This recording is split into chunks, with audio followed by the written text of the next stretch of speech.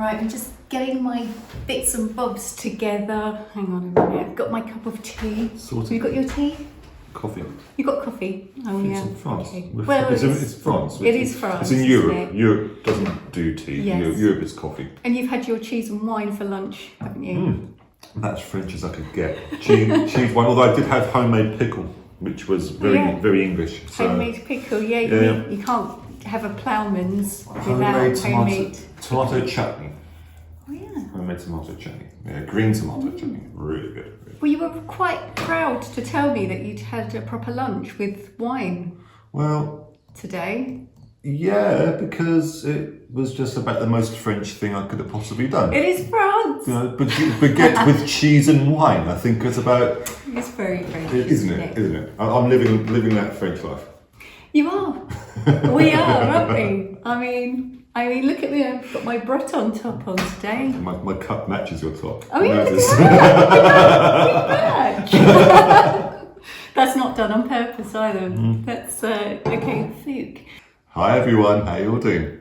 Hi everybody, welcome back to the channel. Thank you for joining us again today, and thank you for our subscribers and everybody who's been supporting our channel. And so thank you for coming and joining us. Happy Easter. Happy Easter everyone. Yeah, I hope you've all had a lovely Easter, whatever you're doing, wherever you are. Our thoughts and love is with you. So let's just talk about what we're going to talk about today. Yeah, so today's video, we've mentioned it in previous videos. We are looking to discuss the process of planning your move to France, what you need to know, what you need to do. There's obviously going to be further videos in different areas about the rental and the buying of properties and so forth. But this one is really about what you need to think about and that whole process of, right, I've decided I want to move to France.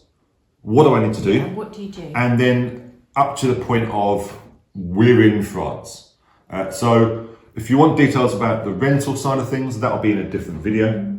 And we will touch on that very briefly, but we won't go into the detail. But today we won't go into detail today, but we will do a more in-depth video about the rental process. Because that's how we started our journey here. And you know, that's what these videos are about. It's about sharing with you guys, being totally honest about our experience moving to France, how we got here, and then our experience with all the processes. And we can only speak from our experience, but I know that everyone's going to have their own situation, their own circumstances. And we just hope this might interest you if you're thinking of moving to France. And if it's going to help you in any way, then that's great. And don't forget to like and subscribe to our channel, because that really helps our channel. And we really are, you know, we're lovely. We're okay, yeah. We're lovely. That's not what I was going to say. I was going to say we're delighted to have you with us, on the channel. And we just love chatting, I think, don't we? We do. You do. You do. But no, we're in a position where we've obviously moved to France post-Brexit, but we also moved to France a couple of times prior to Brexit. So some of the information would apply to yourselves if you are an EU national, so if you're from Ireland or you've got an EU passport, where you don't have to worry about having visas and that sort of thing. But there is obviously, if you're moving from the UK, there is still the regulations when it comes to customs. But where should we start? Well, I don't know. I've just got something on my mind that I just would like to just get off of, you know, get out there with you, just share. Is that, you know, everyone imagines like this move to France, don't they? Like it's going to be some kind of fairy tale. Everything's going to be wonderful. But the truth is that there's a lot of things that are annoying to sort out, and it is the paperwork side. It is the bureaucratic, administrative side. And I think we all know that, really, when we're being honest with ourselves. We know that we've got all that to do and to sort out. And also, you know, when you're moving to France with a family, you've got children, Yeah. Maybe you've got pets. It's for us. I mean, we've been used to moving back and forth to France for a long time. We've done it before Brexit, before COVID. We've done it a couple of times, and then we did it during COVID and during Brexit, and we really felt that difference. We really felt it, didn't we? Absolutely. And then the children were older that time, but so I mean, when we first moved over, we had our first child in France. Well, we had no kids at that point, so it was, we filled up, and it was easy. So easy. We filled up the car with all our stuff, and then drove away, and that was it. There was no need for any forms, any customs, anything like that. And I've been coming to France since I was a baby. So you know, for me, coming back and forth from the UK to France has been just normal. That's what I've always known. And then I eventually moved to France permanently with my mum and my siblings when I was going on 12. And that's when I really, you know, that was the permanent move to France for me. And I always loved France because even as a child, I always wanted to be in France. I always wanted to live in France. And I couldn't understand why we didn't just live in France. But at the same time, I was growing up in the UK and I didn't speak French and I wasn't being taught French at home. But I knew I had this love for France. So I think I've always known really that one day I wanted to come and settle in France. But what I want to say is when you have a family in tow and you've got children, when they're younger, I mean, it is a lot easier. I mean, the younger they are, the better, because really it's going to be easier for schools. And picking up the language, there is no argument about that. I mean, it's going to be easier for your child, your children, the younger they are. So if they're like up to the age of about, I would say 7, 8 is quite, it's okay. They're going to pick it up quite easily. After that, it's getting hard. It's getting harder. And then teenage children, it's hard. It's not an easy thing to do. That's all I'm going to say. But it is possible, absolutely possible, as long as they have the support that they need from the school. And also, I would say if it's possible to give your child one-on-one lessons with somebody to come in at home, like a tutor. If you don't speak any French yourselves, maybe you could all do it together. And I would really strongly advise that. Yeah. That's agreed. Yeah, so with regards to the planning, so first point I would say is where, and I think understanding where you want to go is an important thing, and that's something we've tried a few times. We've been in the south of France, we've been in the Alps, and we'd also, obviously with your mum living over in Normandy, we understood this side of France. And because we've lived in this, we've lived in the two areas already, so we knew what they were like. We haven't lived here, but we knew this is a region that we liked. So that was our first point of call, is finding where you want to be. Yes. There's many regions of France, and you've got a choice of everything. Different regions offer different things for you, depending on which stage of life you're in, how much outdoor life you want to spend. If you want to go and skiing all the time, obviously the Alps is going to be the place to be, and probably the West Coast isn't probably the best place if you want to be there. If you want to go skiing every single day of your life. But then you can't live on a ski slope and nothing else. No. You need work, and that's the tricky part about living in the Alps that we found, is that finding work is very, very tricky. Very tricky. It's very seasonal. It's all seasonal. Everything's directed to the winter season and sports. And, it's going to be tough to find that admin job if you're looking for that, or, it's going to be different, and it's challenging. Yeah. I mean, be prepared to try new things, I would say. But understanding the where, because that's really important, because that will drive everything else. Are you able to get work where you are? Have you got work where you're going to be going to? Do you need to work? Are you going to start your own business, your own organisation? These are all different things you can do, quite simply, really, if you put the time and the effort in. But that's the first thing I'd say, is understand the where. And then I suppose the next step from that is the preparation and being well prepared. Or even, you can even start preparing before you know where you're going. Because if you know you're going to move and you're going to move abroad and you know that's what you want and you're 100% all in, like we were, I started preparing way before we knew exactly where we were going to go and how, I started preparing the home. So I was thinking, right, we've got a move to do. It's going to be costly, so then we decided to get a devis on like how much is it going to cost for us to move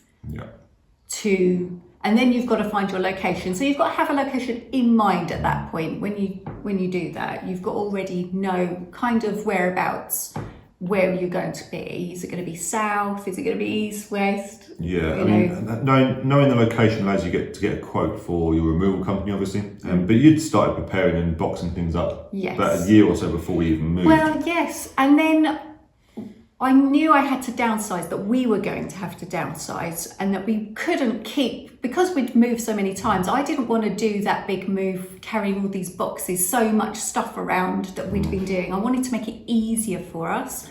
So I started to really just get rid of things. I started to sieve through everything. And then I actually got into minimalism because of that. Because I was thinking, well, I need to be organised. I need help. I want to get help to get organised. And so I was looking online. I can't remember it, sort of like downsizing and getting rid of, your extra things that you don't need. And then I started looking at minimalism, and then I started looking into Marie Kondo. And I was like, this is it. This is exactly what I need. This is perfect. And it was a good excuse to, get organised and to downsize, and it worked. So it was literally just going around the house and just getting rid of things and thinking, what do we want to take with us? What don't we want to take with us? And we got rid of lots and lots of things. Oh, the local charity shop were actually sick of seeing me, I think, by the end of it. It felt good, though, giving it to charity, didn't it? Yeah, it felt good. We gave a lot of stuff away. Yeah, we did. Stuff that you've just kept for the sake of keeping. Doesn't mean anything to you or anyone else, and it was just crazy. And I have to say, it really helped with our quote at the end, and we will tell you about that. But when we got the quote back from the removal company, it was expensive, but it really lowered the costs. I just have to say that, didn't it? Right. Well, obviously you now know the region where you want to be. So once you've found out where you want to be, you obviously need to find where you're going to be moving into. So finding a property is the important part. And as I mentioned at the start, we'll cover the renting, I think, in a different video. But the important part here is, and it's something you need to know, is if you want to move to France, as part of your requirement for moving your goods through customs and with a removal company, you need to have an address in France. Now, it's a bit of a tricky one. It's the chicken and the egg scenarios. How do you get an address in France if you haven't moved here? And in order to get the address in France, you have to be here to find the rental property.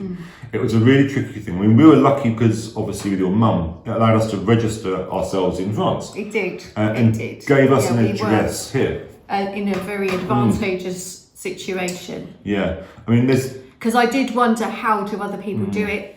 If we didn't have my mum on this over here, then it would have caused a lot of complications, I think. Yeah. It would have been tricky. It would have been. And I've heard of people renting out Airbnbs for long term or gîtes for long term to give them an address in France, so then they can then go find their property that they want to rent it, and then they organise a removal company.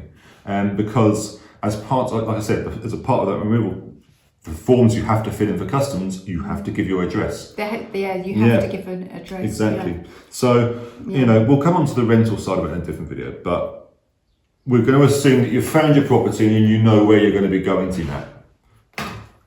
Next, it's finding a really good removal company, because there are some who are the men with vans, and I'm not saying they're bad. You know, a lot of these are very good, but when you're moving here, you've got to be very aware that everything that you pack up has to be filled in and itemized, every single item, in every single box.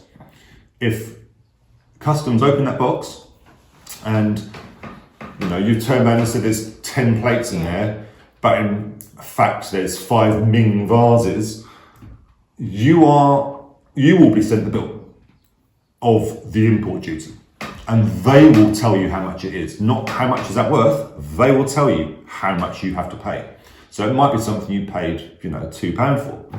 But if they turn around and say, oh, it's worth £1,000, you're paying £1,000. So that was one of the weird, stranger things I found as part of the move after Brexit. Because before we just chucked everything in boxes. It wouldn't matter how much you had, what you had in your boxes, or no one would really care, just chuck your stuff in, chuck it in the van, off you go. But I suppose it's still like that now. It wasn't just COVID. No, it's got nothing to do with COVID. It's all to do with Brexit. Yeah, I mean, you have to itemize everything. Yeah. And box with numbers, like number everything. Yeah. Everything you have to know exactly what's in every box. Yeah. So so that was fun, wasn't it? Yeah. I mean, what you get is what we did with our removal company is he gave us a sheet, numbered 1 to however many, and you just do box number 1. Itinerary. Yeah, like literally an itinerary. It was an itinerary of everything. Box number 1, kitchenware, 10 plates, 10 bowls, 10 this, and with the minimalism side, I loved that because I was really enjoying the whole, You were taking boxes apart. just reducing everything we had, I knew exactly what we owned, how much we had of everything. I don't know that quite anymore. I think that's changed now. I think it has changed a bit. Oh, it has. It's changed. It's changed since then. But during that time, it was brilliant because I was like, oh yeah, I'm really on top of this. I'm like, yeah, we've got 10 of those and 20 of those. Yeah, don't need any more, get rid of those. No, and then we still, in fact, I think the removals lorry was actually half full. We could have taken a lot more. We still had space left. And I looked at all our stuff and I was like, oh my God, I think we've reduced too much. Because we'd got rid of so much. Yeah. I mean, but it felt good because it was a real clean slate, fresh start. We only had things that mattered to us, which was a few, what we had in the lorry. Yeah. And our family, obviously. That was the most important thing, was that we were ready, we were organised. We were. We'd already been and stayed in the location where we wanted to go to in advance. So we did go and stay with family during that time. So we were lucky. So we had a base so we could actually just discover the region more and have a look at our options and what was available in the area. So we were lucky with that. So we were. I mean, that was useful. I agree. And with the removal company. Yes. The one, because we were coming from Devon, and I will say the name of the company because they were really, really good. They were really great. And it was a company called Cops Removals, and they're based. They're based in Devon, and I couldn't thank them enough. And they were really, really good. I think they do. They do all over the UK. They're not just in Devon. No. Cops Removals. I think they've been a family business for 100 or 200 years. I mean, they're based in Devon. They're based in Devon. They are based in Devon. But they move. If you live in is it like Pickford's? Or? No. It's a family business. I know. Yeah. They're not like Pickford's. Pickford's is a multinational. No, maybe I'm not thinking of Pickford's. Maybe it's another. Anyway, Pickford's is a removal company. You are right, but no, Cops. They're a small family business. But they do. If you want to move from up north down somewhere else, they will do it for you. But you pay a bit more because obviously they have to get to you and then go from there. But their planning was amazing. They're really, really good. And they were great. Also, they're keeping us up to date with what's going on. Gary would always like drop us a text saying, he'd come over even, wouldn't he? He'd come and just have a catch up and see what was going on. Yeah, I mean, we've seen how things were going, and that's it. Since we moved here as well, he's popped in and seen us. Not since we've been in the new place, but it's Gary, isn't it? Yeah. But they were really Gary. good. Yeah, hi Gary. But they're really, really good, and I would recommend them. So just putting that out there. Yeah. Obviously, don't get any money from it, but just wanted to throw it out there because if you are looking at moving, give them a shout. Yeah, really good. Cops Removals, and they do cover most of the UK. Yeah. I know that. Definitely. So yeah, I mean that's obviously where we're going to be going. Where you want to go to? That's your finding your property, and that's organising the removal company. When it comes to the day of removal and day of moving, there's things that you need to have in place. You need to make sure that and as part of the removal company side of it, you need to have your visa. You need to provide copies of your passport and your visa as well as part of the forms that you give to the removal company. And it has to be submitted to customs. It has to be submitted to customs in advance. So also bear this in mind is when you're moving with the packing up of things, you have to submit your customs forms. I think it was about a week ahead of moving. So you need to have had everything packed up, which is a tricky thing to do, to turn around and say, well, we're all boxed up, but you're still using things and you're still finding things to pack up. So that's why I would say keep a box just to the side that you can take with you in the car, maybe. So you've just got like literally what you need, like plates for each of you, like fork and cutlery and some glasses, and just keep that back so everything else can just be packed away. Yeah, absolutely. I completely agree. It was exactly what we did. Exactly what we did, and it was the best. It was still a little bit manic at the end, though. It always is, when you're moving. Yeah, it was. There was still like little bits, things like baskets and. Yeah. I don't know. There was a few things, boxes of things. There was things coming out. I mean, I think we forgot a few things. I think we did leave some things behind. I certainly left the hose behind.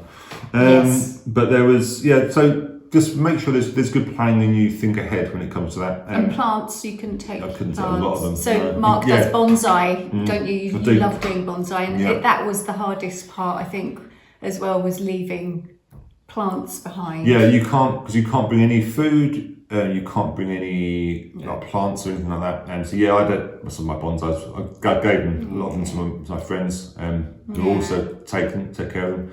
But I saw them had for 10 years, and it's 15 years. It's no, I don't want to give them up. But you got no choice. Can't. Otherwise, it's. Did your mum keep some? No, they went to my friend Dean. Yeah. They went to my friend Dean. Thanks for doing that. But that was tough. That's all part of that. Obviously, making sure that when you're doing the moving, you've got all your passports in order. They have to be all in order. Passports for animals and the vaccines for animals. Again. Yes. Now that we had to sort out way in advance. So call your vets, let them know at least 6 months before you're travelling, we are going to be moving. We need to travel to France, and they will ensure they took care of it all. They will. But they need to do all the vaccine updates basically, because they won't let you in because you have to go through the pet check. Yep. At the customs, and they will basically check the microchip in your animal, because they're going to have a little microchip with all their information on there, and it all has to be up to date. And if it's not up to date, then your pet stays behind. Yeah, it will stay behind, or sometimes they can arrange there's a vet that works near the customs or something, but it will delay you. Yeah. If not, it will stop you moving. Yeah, it'll stop you coming over. Yeah, it will.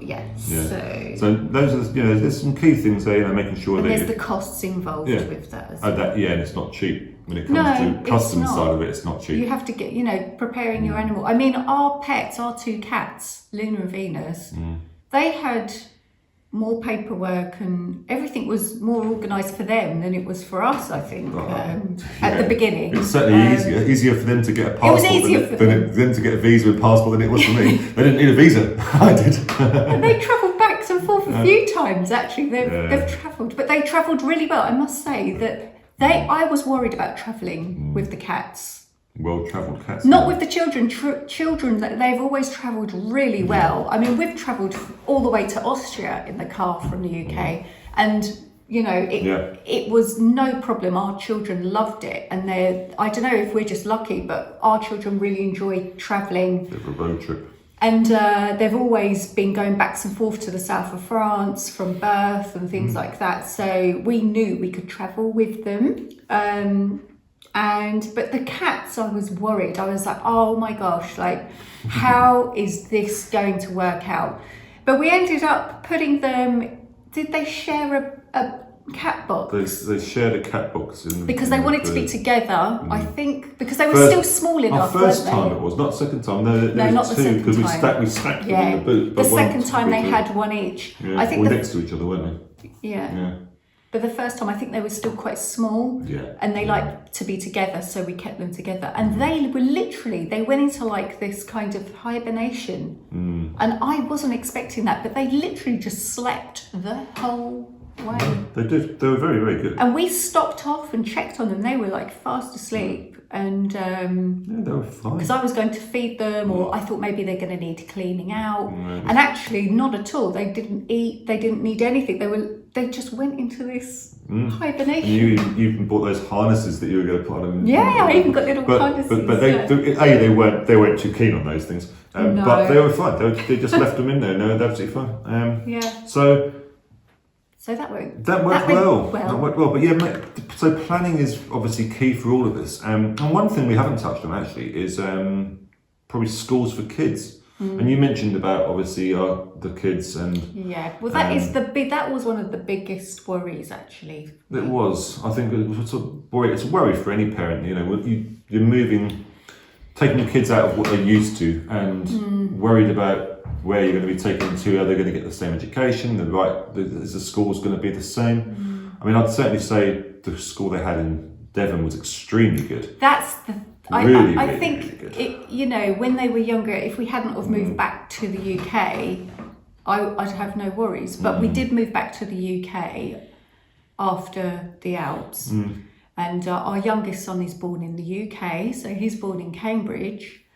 And so we went back for a while, and then we lived in Devon, but and then they were getting older. You know, it was getting to the point where if we are going to go back to France and we are doing this, we've got to stay and make it permanent, because we can't keep doing the backs and forth. For us, for you, it wouldn't maybe be the same at all, because you know, if it doesn't work out here in France, you can go back home, and there is not a problem with that. You know, we've done that. Everyone has their own situations.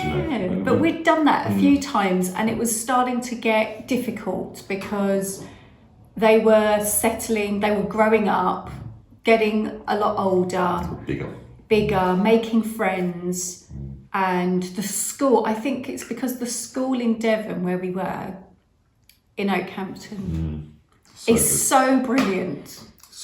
Such a brilliant school, and the kids are so brilliant as well.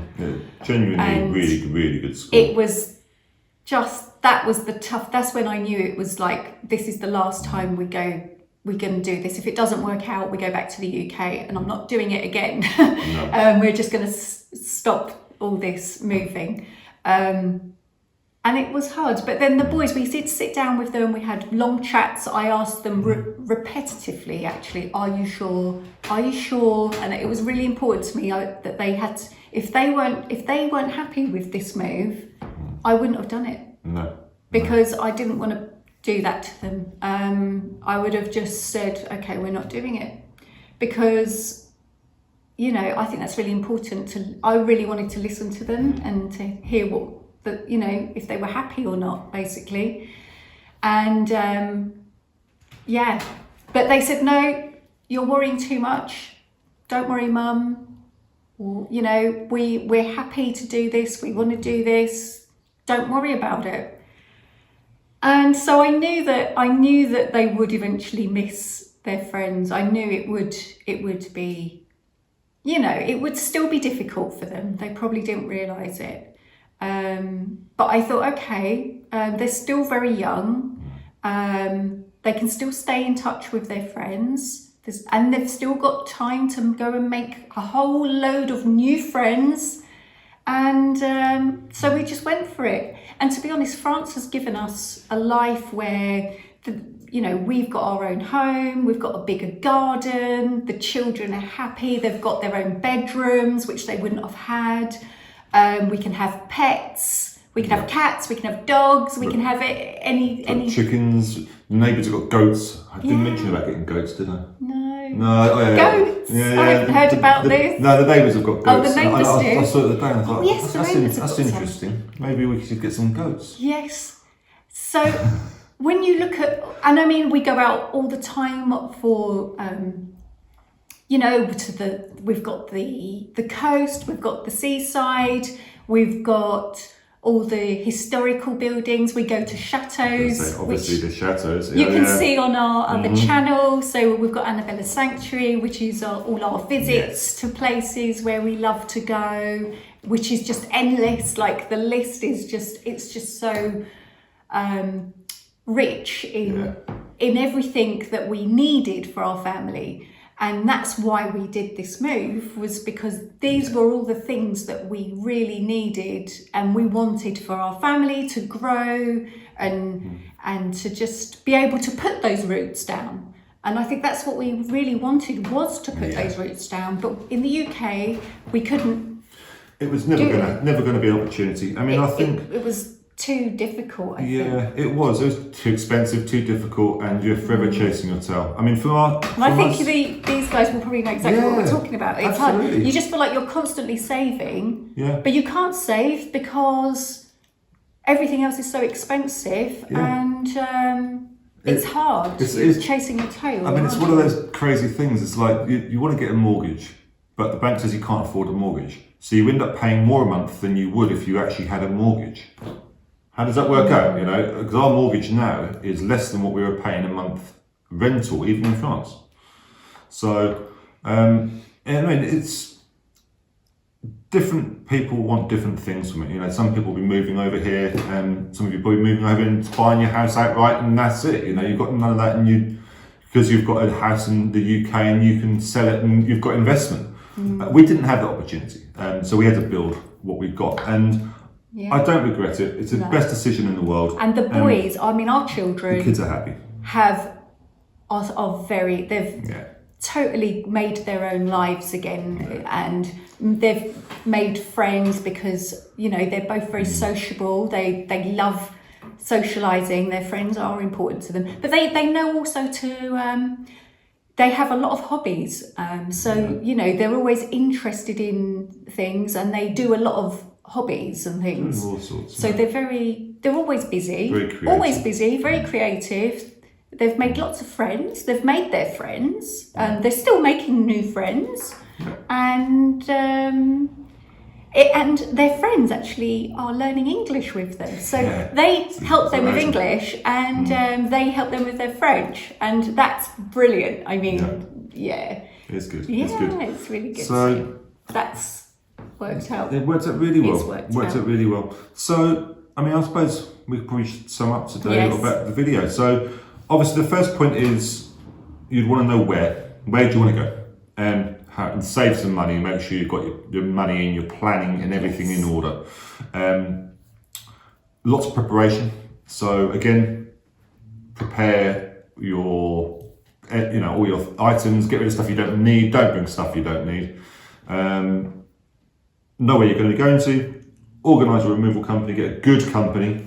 And make sure all your documentation, your visas and everything are in place. Yeah. For you, your family, your kids and everything. And I was just going to say, because I remember, just very quickly, I know we're wrapping up, when we first said, okay, let's start, I know we wanted to go back, but let's start figuring out how we're going to do it. And I remember you taking a piece of paper and a pen, and you started writing down things, and I got scared. I was like, oh no, now we've got to think of the practical things. Oh God. You've got to do practical. Practical is important now, unfortunately. I remember you did a brilliant thing though. I didn't like it because I don't like to see for real exactly the obstacles, the hurdles, the practical things that we really need, that are really important that you need to think about. But that was such a good idea. And you wrote down the planning and the process, like and how much do we need to save? Make sure. So it was like, right, we're going to need to save this. At least we're going to have this. We need something like this to start with. So we've got some money to do this. And then it was like where. And then we had schools. And then we had animals, pets, visas, passports. And we just wrote things down. And I think we over the weeks, we just added things to it that we needed to think about and organise. And we stuck it on the fridge. And as we went through it, we ticked them off as we were doing it. And from that moment on, we started seriously saving. So I think you were covering a sofa for the month, and most of my income was going straight into the move.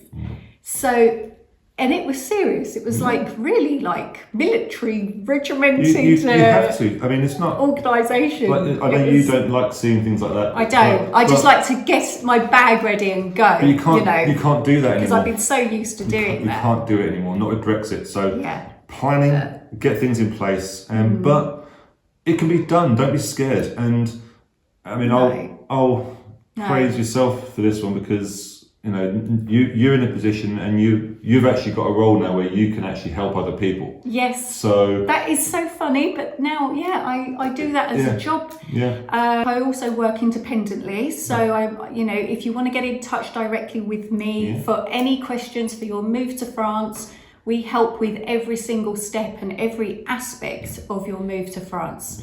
And I'm just humbled and delighted to be able to do that as a job, because I do feel very passionate about it.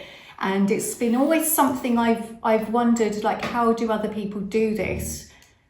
If only, they had someone like you. They had some help. They must need some guidance, along the way. And now you do it. Life has given me this role. It's great. So don't hesitate to contact me. Absolutely. And I couldn't think of a better person to do it, because you've done it several times. You've moved here in several different situations, and you've seen the people who haven't got visas or need a visa, and the people who don't need a visa, such as yourself. Yes. So definitely reach out if you questions or you need help. But yes, wherever you want to go, whatever your questions are, go. Feel free. And you also help, if I'm not mistaken, with people who are also still in France already. Yes. So not just people who are just moving here, but also people who live here or own properties here already. Yeah.